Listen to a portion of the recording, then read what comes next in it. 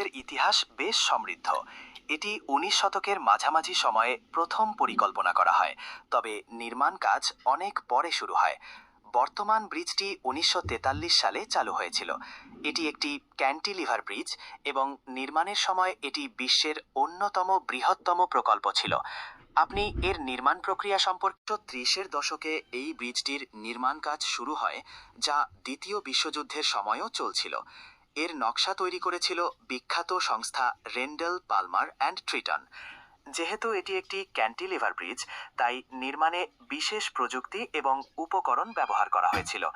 এই ব্রিজের বিশেষত্ব হল এর বিশাল স্প্যান, যা কোনো মাঝের পিলার ছাড়াই দাঁড়িয়ে আছে।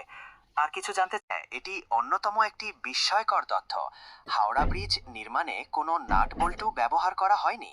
পুরো কাঠামোটি রিভেট দিয়ে জোড়া লাগানো হয়েছে, যা একে অনন্য দিয়েছে। আপনি এই হলো এক ধরনের ধাতব সংযোগকারী, যা দুটি বা তার বেশি ধাতব পাতকে স্থায়ীভাবে যুক্ত করে।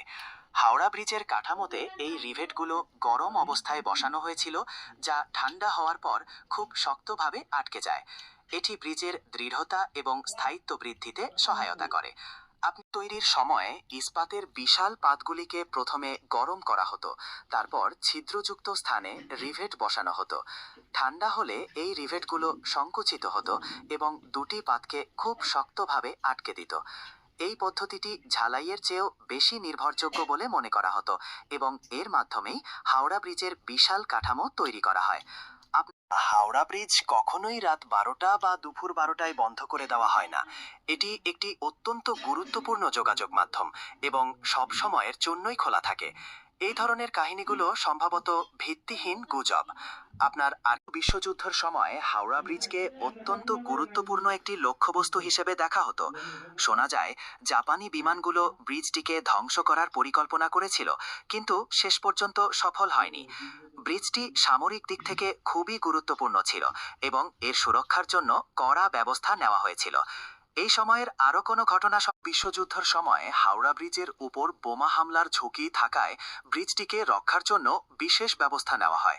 এর মধ্যে ছিল ব্রিজের গুরুত্বপূর্ণ স্থানগুলোতে বিমান বিধ্বংসী কামান বসানো এবং রাতের বেলায় পুরো ব্রিজটিকে অন্ধকারে রাখা, যাতে শত্রুপক্ষের বিমানগুলো লক্ষ্যভ্রষ্ট হয়। এই ঘটনাগুলো ব্রিজের ঐতিহাসিক গুরুত্বকে আরও বাড়িয়ে তোলে।